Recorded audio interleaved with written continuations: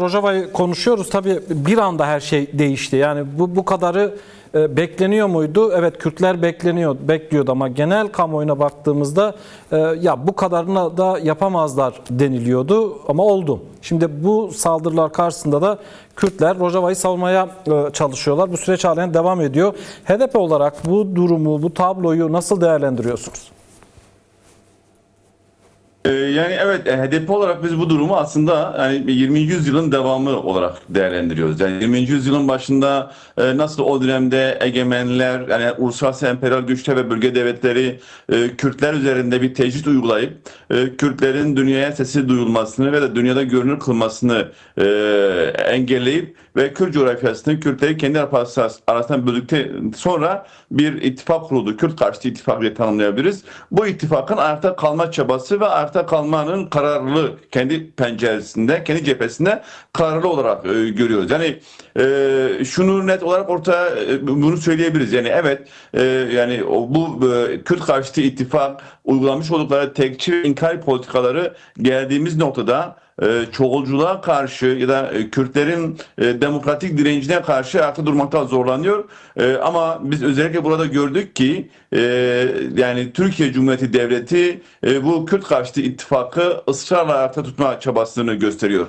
Hep bu değerlendirmeyi yaparız. Deriz ki Orta Doğu'da yeni bir konsept kuruluyor, yeni bir statüko kurulacak ve bu statükoda baş çeken iki temel güç vardı. Biri İsrail, biri Türkiye'ydi. Türkiye bu Kürt karşıtı ittifakı ayakta tutmak için deyimi yerindeyse iddiasını İsrail'e bıraktı. Şam'ı İsrail'e teslim etti. Bu da Kürt karşıtı ittifakı ayakta tutma çabası. Türkiye bunu uzun süredir başvuruda yapıyordu. Şu an Rojava'da yapıyor. Ve göreceksiniz, eğer ki Türkiye burada Kürtlerin direncini kırarsa İran'da da Kürt karşıtı ittifakı önce rejime tutma çabası gösterecek. Bu akşam bahsettiğiniz gibi Hakan Fidan da bu yönlü kaygılarını dile getiriyor. Eğer ki İran'daki rejim değişikliğiyle statükoyu ayakta tutamazsa da Kürt karşıtı ittifak olarak Azerileri desteklemeye devam edecek. Yani biz bunu bekliyorduk işin açıkçası. Yani her ne kadar istemesek de bu görünüyordu. Çünkü dediğimiz gibi Türkiye Cumhuriyeti Devleti'nin kuruluşundan bu yana tıpkı Sykes-Picot anlaşmasına uygun bir şekilde nasıl Lozan'da Kürt coğrafyasını dörtte böldüyse bu dörtlü parçalanması için de eline gelen bütün diplomatik, ekonomik ve güvenlik gücünü kullanacaktı.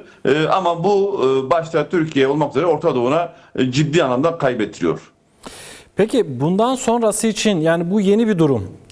Türkiye demokrasi güçleri, Kürtler, Aleviler, farklı dinamikler yeni bir durumla karşı karşıyalar. Dediğiniz gibi yani dünün devamı ama sonuç itibariyle yeni de bir durum var. Hem uluslararası ölçekteki ilişkilere baktığımızda hem de Türkiye'nin kendi iç dinamiklerine baktığımızda yeni bir durumdan söz ediyoruz. Orta Doğu'da öyle görünüyor ki haritalar da değişecek. Bu durum karşısında siyasi partilere, demokrasiden yana olan partiler, HDP, DEM Parti, yine ittifakınız olan diğer partilere düşen sorumluluk nedir? Ne yapacaksınız bu durum karşısında?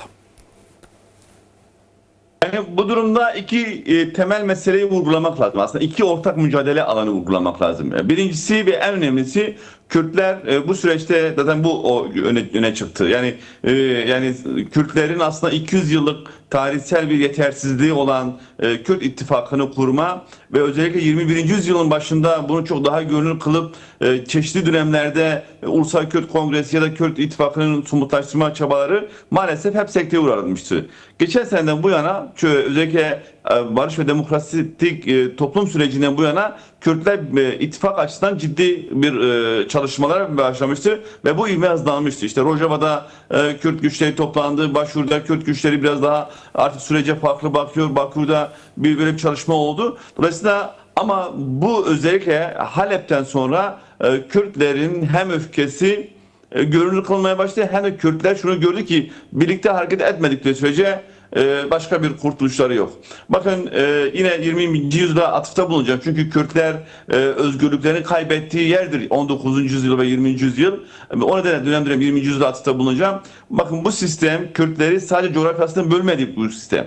Bu sistem Kürtleri Alevi, Sünni, Eziz diye ayırdı. Bu sistem Kürtleri Zaza, Kürmaç diye ayırdı. Bu sistem Kürtleri kadın erkek diye ayırdı. Dolayısıyla yani Kürt siyasal hareketi bütün bu farklılıkları ortadan kaldırdı. Bir tek eksikliği var Kürtlerin şu an tarihsel boyunca. Siyasal birliktelik hala toplumun isteğine ve talebine cevap olacak nitelikte değildir. O nedenle birincisi şu net ki Kürtler Rojava'yı kaybederse Başvur da tehlikede olacak. Bakır'daki de kazanımlar tehlikede olmuş olacak. O nedenle Kürtler birinci kurtuluş aşamasında bizim istediğimiz Kürt ittifakını sağlamak.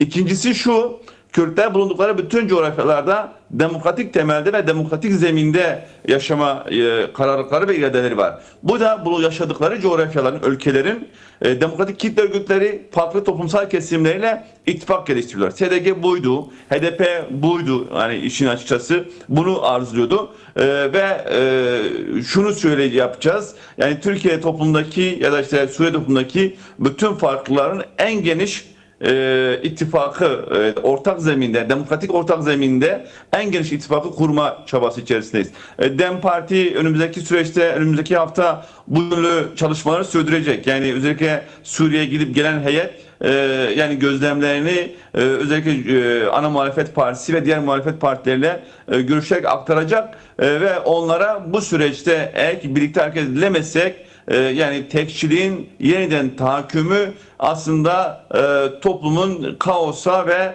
kana ve gözyaşa teslim edilmesi demektir. Çünkü toplum artık bunu kabul etmiyor. Bakın yani 20. yüzyıl, 100 yıldır bu coğrafyada tek kimlik üzerine inşa edilmeye çalışılan toplum sosyolojisi toplum tarafından kabul etmemiştir. Topluma uyan bir gömlek değildir. Dolayısıyla bundan sonra topluma dayatılacak her bu çaba, yani bu çabanın her adımı topluma yeni travmalar, yeni yıkımlar ve uluslararası emperyalizmin yeni pazarlar yatacaktır. O nedenle yani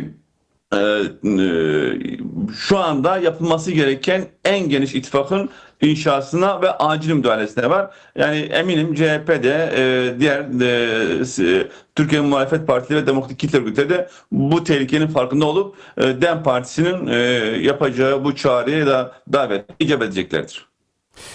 Peki, çok teşekkür ediyorum.